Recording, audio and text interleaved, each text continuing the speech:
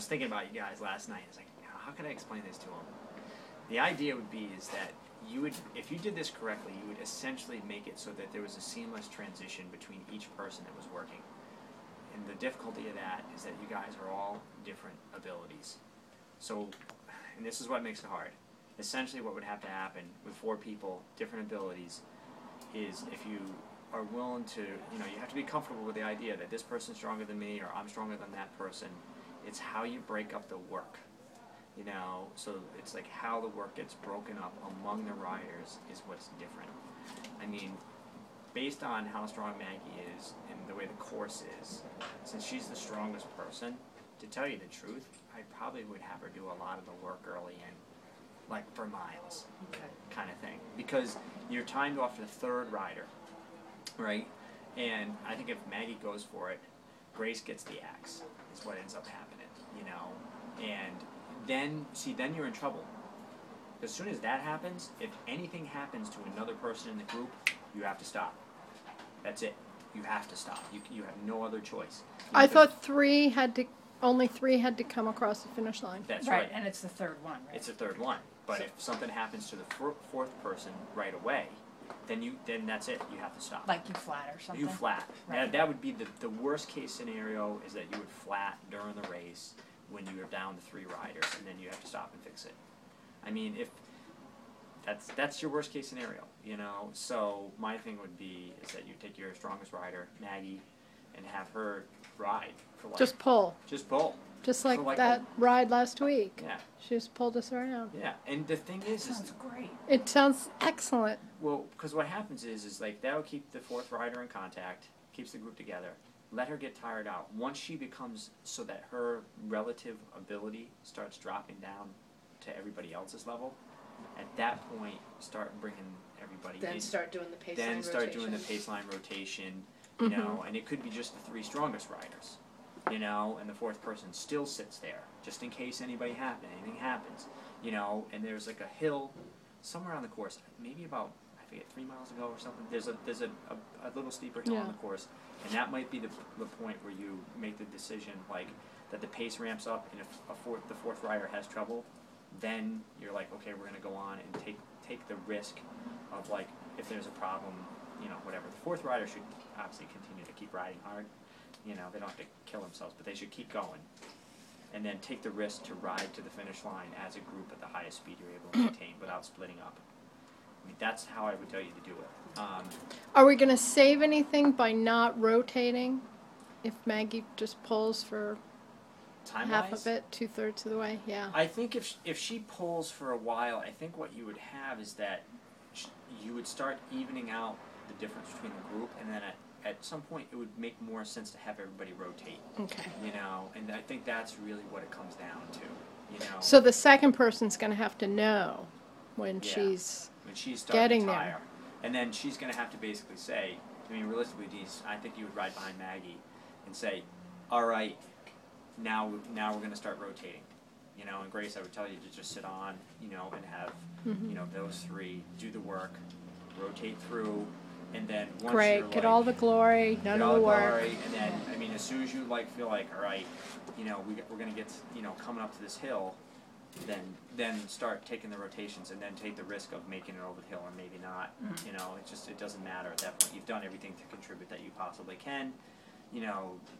Maggie leads up the hill without dropping everybody, and and if you stay on, great, back into the rotation and do as much as you can until you can't, and then the group rolls on down, to the line, and you'll either come across with 4 people or 3, and at that point, the other thing is if somebody flats at that point and you still have 4 riders, then you can leave the 4th person who gets the flat, and just be like, we'll come back for you, Now, how far is it?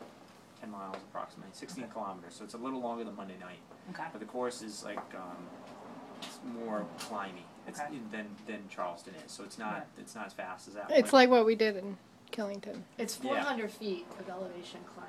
Yeah, so it's like just a gradual climb. Yeah, it's nothing, there's no real big steep climbs. I think the steepest grade is like maybe 4% that they list. Yeah. So I guess the one thing I'm afraid of is being in my TT bars with, like riding behind somebody. without brakes? You don't have to use them. I mean, if you guys had more practice with everything, then it'd be like, oh yeah, everybody uses like all the TT bars. I mean, for me, it's like, if you're in a situation where you're going to be sitting on the wheel the whole way, right? I wouldn't even bring them. Okay. I mean, you should use them tonight. But Yeah. what I'm saying is that if you feel more comfortable staying closer without them, then that's better. Yeah. You know, because Okay. I mean, like I said, the strength difference is great enough that it'd be so easy to split the group up that you're better off, like when you do get to the point to take the pulls, to have the aero bars. Mm-hmm. On the other hand, if the other 3 riders aren't going to rotate much and they're only going to be on the front like a little bit, it might be just enough to keep everything together. Yeah. How long should our polls be when we do it? Probably 15, 20 seconds. Okay. I mean, and it has to be like related to the terrain. Now, when we hit that hill and we start, like, if whoever's out front, if they start pulling away, I'll see you guys. we should try to stay closer together, right? Ideally, I would plan to have the 3rd strongest rider set the pace. Okay. Or maybe the 2nd. Definitely not Maggie. Nothing against Maggie, but if the Right. strongest rider like sets the pace, She'll drop us. She'll drop us. you. Yeah. Or at least drop like whoever the weakest. And if it splits the group, then it's not going to make them faster. Because as soon as you have to the riders they're not just coming off, they're blowing up a little bit and then on. Then either if you wait for them, you slow the whole group down. Plus they're blown. Just don't answer it. And that's worse. Because now that person who just came off they're done at least for a while. Or if they start taking pulls, then they blow up again. Yeah. So you really ideally the strongest rider shouldn't set the pace in that particular instance if it's going to split the On group the up hills on there. the hills. Yeah, because there's no draft. There's no benefit to the draft. I mean, if you're When you're going uphill. when you go up the hill, yeah. I mean, you can get paced. So there's the mental. I'm on the wheel. This person's dragging me along. I'm killing myself. That kind of thing. But, I don't know if you're still open or not, but I picked up a don't bike. pick it up. We're not. Not here. Hey, you doing the loops out of Watch Hill? Is that where you're Yeah. gonna be? Yeah. Okay. All right. I'll Gonna see do you. a watch hill. You guys want to start down there? I've got a specific workout for Mark, so I'm just gonna do that. All right. And I Cool. picked up this afternoon the, I thought it was Jay. the King bike.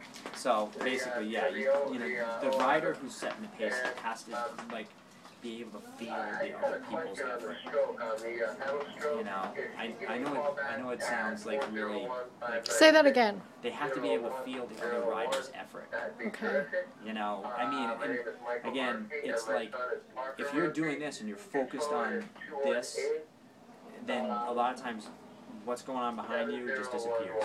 Basically you get tunnel vision. Yeah. You just focus on yourself. Communication is always good too. Like we use gap a lot, Yeah. or hello. How about consistent power? Not trying to. I mean, if you've got power, then yeah. I mean, a lot of times I think the best way to do it is momentum. And so a lot of it is Oh, really. now I have to buy a momentum meter. Yeah, momentum. I mean, I am going to market the shit out of that one, but it's basically there's times when you have power that if you ride purely by power, you're like, I'm going to ride by power. The problem is that if you have a dip and then a rise, you'll accelerate on the downhill. And if the person's tired, you might gap them, or you'll hit the hill and you won't let the power naturally rise. How you all go on the group rides and the group hits the hill and it's like the power ramps up at the bottom. Well, that's natural. The difference is that the reason a lot of the group rides don't work well, in other words, stay together on those short rises, is that they're coming up the hill at X number of watts. Let's just say it's 200. They hit the hill, it goes to 400. Now, if you're carrying momentum, the power curve might look like up, and then it'll level off again. Well, the problem with the group rides, it spikes so high that it goes down like this, and then people blow up is what happens.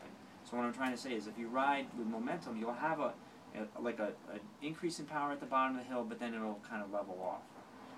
That was what I would consider to be following the momentum. Where it's power up, and then you'll feel the momentum of the bike. The speed of the bike will start to decline, and then you'll be shifting the gears and that kind of stuff. If you ride just by power, you'll hit the bottom of the hill, the power will spike, and you'll shift to a lower gear, and the bike will slow down. That's what happens. I mean, you can see it if you're in a car. You know, if you're in a car, like, I mean, if you're driving, you're in the car's in the biggest gear, and you hit the hill, and you're still going 65 miles an hour, and you're like, wow, I know it's going to shift in a second, so I'm going to downshift first. You know, the RPMs go woo, and you hear the car go woo, and it slows down. And basically, the same thing happens to you. You know, like the power goes up. And if you shift because you're like, oh shit, you know, I'm powering too much, and then you shift to the lower gear, you'll lose the momentum because you'll like basically give it away, you know, when you still got it, you know, so you want to kind of keep it as long as you can. And a lot of the idea is to actually carry the momentum as far up the hill as you can without blowing up, and then build in the momentum again as you're going over the top. Like, in other words, like, you know, when you're here, like the top is up here, you're building towards the crest. You know, and this is where like good pacing could really come in, where you could save the weakest riders like through the middle of a hill, but when they can psychologically, the top is there and the pace is ramping up, it seems like they can make it. You know, they have to have that mentality, but you know, they feel like, all right, in the middle of the hill where normally they'd be in trouble, they're okay, but then as they can kind of see the top, you know, the pace is picking back up again, but they can do it. I mean, a lot of this is obviously really subtle. You know, the changes in pace are really subtle, but you can feel the effort. It's like in here. And that's what I'm saying. The key is that the strongest rider either has to know how to do that, or the strongest rider can't set the pace on the most difficult sections. You know, it has to be somebody that's weaker, you know. And that second wheel. Yeah, and it just, I mean, I think as a first attempt at a team time trial, that's kind of how I would handle it. Once you had more experience, you'd be better at, you know, on this kind of terrain, or this kind of course, you know, we can get everybody together in this fashion, you know, but, I mean, as the first time on a course that you've never ridden, I'm like, yeah, you know. It's a pretty sharp turn. There's one hard really right-hand hard turn, right-hand yeah, turn. and there's a pavement, transition pavement thing. Jim Goodrich has gone up and ridden it twice now. You know, so, well, yeah, you know, he wants to do well, so, you know, we've sent them up a few times. And basically, I think it's a bad transition. Like, the turn is like the kind of one where you go over a bump and you go, like, right into the oncoming lane kind of thing. So, you Careful know, with that one. careful with that one, you know, is all I'm going to say. I haven't obviously ridden it personally, but if Jim's saying that the corner's pretty bad, it probably is. Okay. You know. Okay. Thank you.